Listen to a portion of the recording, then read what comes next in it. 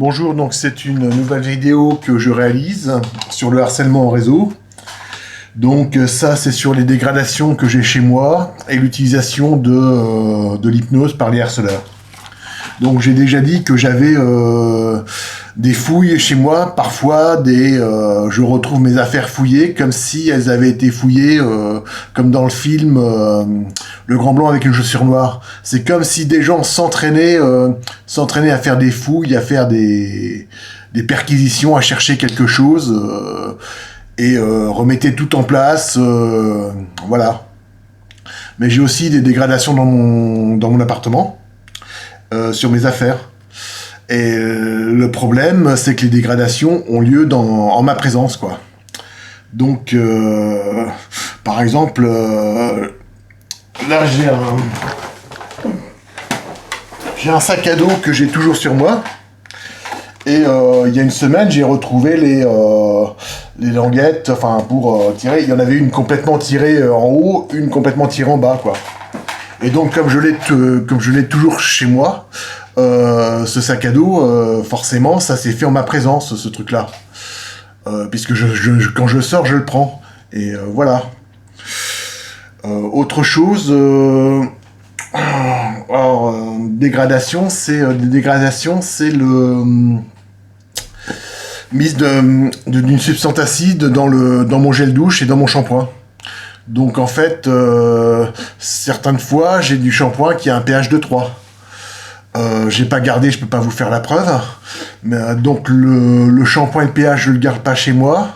Alors ce qui s'était passé, ça avait commencé une première fois il y a... c'était vers 2010, ça, des brûlures sur ma peau.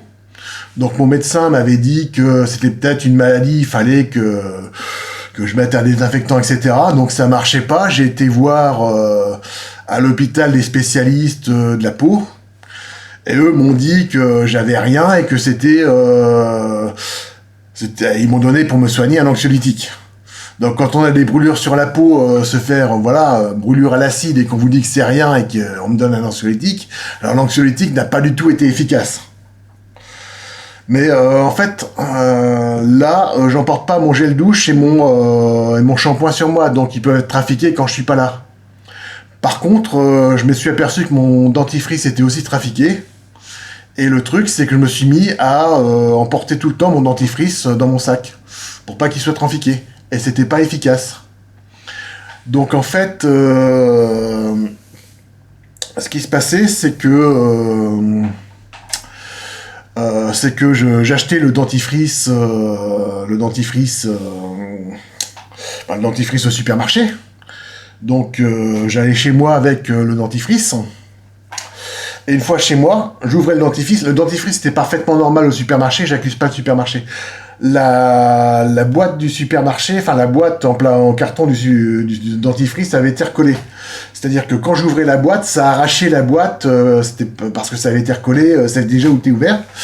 Et quand j'ouvrais le dentifrice, c'était plus la même chose. Par exemple, là, le Sensodyne, c'est censé être du dentifrice blanc, je veux dire, et là, il est bleu. Donc là, c'était la dernière fois que je me suis acheté du dentifrice, j'ai même pas pris la peine d'en racheter depuis. Et je l'ai même pas essayé pour me brosser les dents, heureusement, puisque... Donc ça s'appelle du papier pH. Donc le test en direct. La dernière fois que je l'ai fait, le pH était 2, mais c'était il y a plusieurs mois, donc je ne sais pas ce que ça donne. J'ai pas testé depuis. Hop, donc je prends un petit peu de cette merde sur le doigt, j'espère que ça va pas me brûler le doigt. J'en mets sur le papier. Hop, je fais cette merde là. Donc là, la merde sur le papier. J'enlève la merde de mon doigt. Et donc le papier, on se trouve... Ah, ça n'a pas trop agi.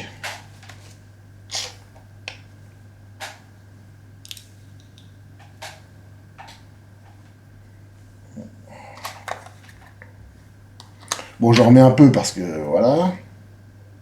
Pas l'air d'avoir super agi.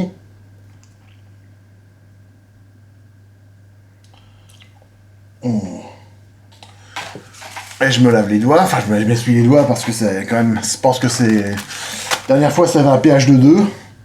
Donc là, je ne sais pas qu'est-ce que ça donne comme pH, si vous pouvez voir. Je dirais que c'est un pH de 4. C'est un peu moins acide. 3 ou 4. Voilà. Et en général, le dentifrice, c'est un pH de... Ouais, ça c'est carrément violet. C'est... Wow. Bon. Il a peut-être un peu séché, peut-être pas assez liquide, mais bon... Ouais, je dirais pH 1 ou 2, quoi. 2 ou 3, quoi. Bon, je sais pas, je garde, je mettrai... voilà. Si vous voyez, je peux pas vous le comparer. La lumière est pas top. Comparé, voilà. Donc j'espère que ça va pas me brûler les doigts, cette saloperie. Alors, le truc, c'est que dans ma folie, le sac, j'aurais pu le faire moi-même. Si je suis assez fou pour bouger mon sac, oui. Mais ça, le dentifrice, j'aurais pas pu le faire. Parce que le dentifrice... alors, le dentifrice, voilà, la seule chose acide qu'il y a chez moi, c'est du vinaigre. Et je sens, ça sent pas le vinaigre. Donc je ne sais pas, j'aurais peut-être caché chez moi une substance comme ça, mais bon, voilà.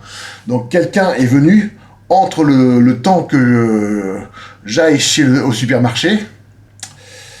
Bon bah c'est du direct, je crois qu'il faut... je m'en suis un petit peu sur la tête, il faut que je me débarrasse.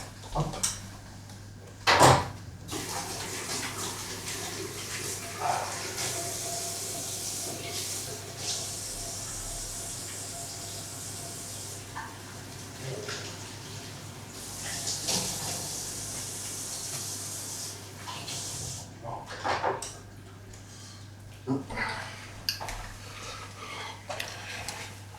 Donc je fais du direct. Et donc il y a quelqu'un qui est intervenu entre le moment où j'ai acheté le dentifrice et le moment où il est devenu bleu. Ils ont même pas pris la peine. Donc là, ça doit être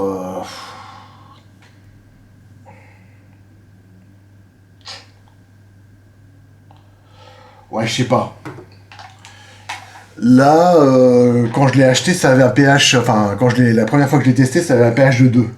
Et là, ça ressemble plutôt à un pH de 8, donc ils ont remis du bon dentifrice. Enfin, un truc qui attaque pas les dents, quoi, voilà.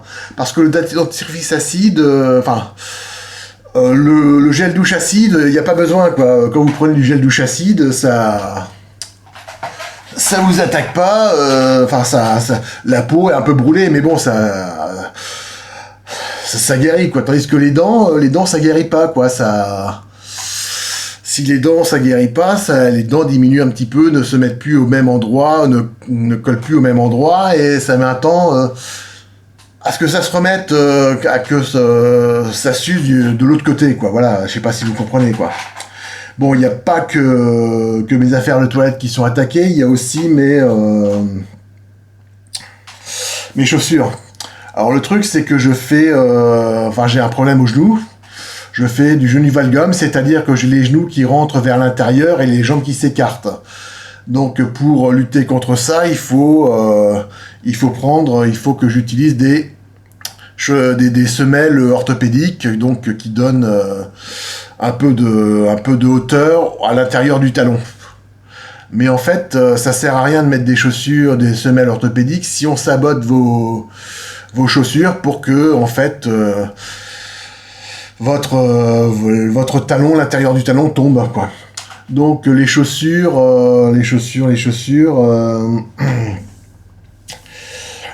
c'est les semelles des chaussures, c'est les chaussures de ville. C'est une sorte de quadrillage. Alors je pense pas que ce soit du caoutchouc, je pense que c'est plutôt du plastique. Et donc un quadrillage qui maintient entre la semelle de la chaussure et le talon. Là où vous mettez votre pied, il y a un quadrillage en caoutchouc. Et si vous coupez ce quadrillage en caoutchouc, le pied va plus être maintenu et va basculer vers moi, si on coupe à l'intérieur, mon pied va se basculer à l'intérieur et aggraver mes problèmes de genoux, quoi. Donc mes genoux tordus il y a 10 ans, ça se voyait presque pas. Maintenant, on voit plus que ça, quoi. Et en fait, les chaussures, quand je me suis aperçu qu'elles étaient trafiquées, je me suis mis à les prendre toujours avec moi, quoi, dans mon sac. parce que je prenais mes chaussures que je mettais avec moi. Enfin, je mettais mes chaussures, voilà, je suis pas très, je prends une seule chaussure de ville en même temps, et celles que j'avais achetées en solde, je les gardais dans mon sac pour qu'elles soient pas abîmées chez moi. Le problème, c'est qu'elles étaient quand même abîmées, quoi.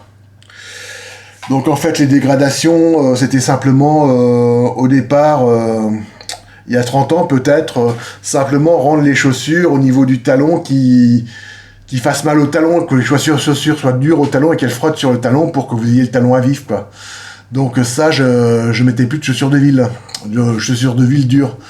Ensuite, les dégradations, c'était au niveau du petit orteil, donc pour que les chaussures blessent le petit orteil.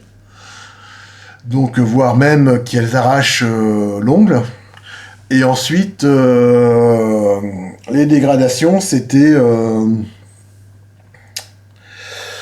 c'était les dégradations sur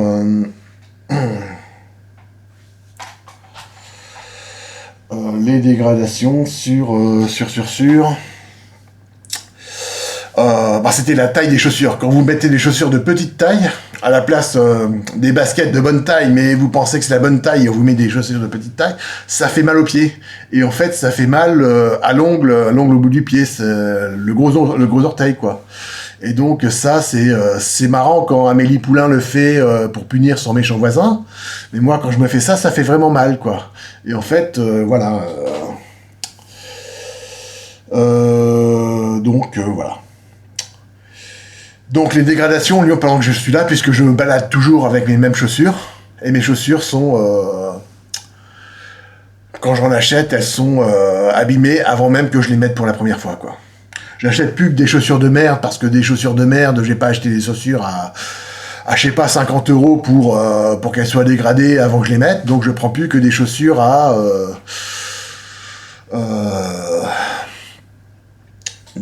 je prends plus que des chaussures à... chaussures à 10 € au supermarché, quoi. Et donc, même celles-là, elles sont dégradées, mais elles sont tellement merdiques, les chaussures de base, qu'il est très difficile... Enfin, on peut pas les dégrader complètement, quoi. Ça peut se... voilà. En fait, voilà, ma mère a aussi eu des dégradations chez elle. Elle me demandait de garder son appartement chez elle. Et donc en allant chez elle, je m'achetais une nouvelle paire de chaussures, puisque je me disais, je vais pas marcher avec des chaussures abîmées. J'arrivais chez elle et je la gardais, je gardais son appartement pendant qu'elle partait. Et là, il se trouvait que j'avais des rayons qui me faisaient dormir, donc je perdais connaissance.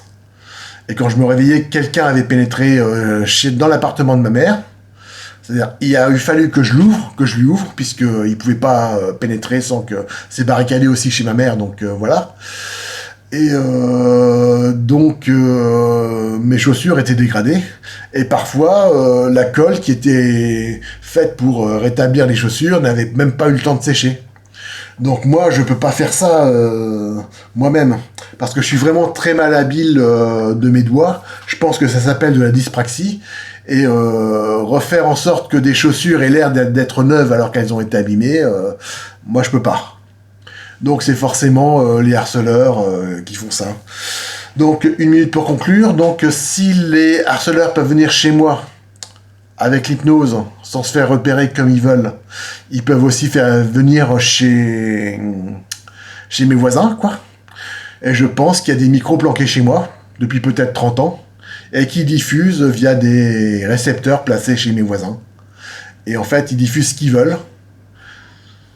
Donc, soit mes voisins ont le son en direct, soit mes voisins ont le son, des sons inventés, voilà, soit des sons qui viennent automatiquement, voilà, sur les choses.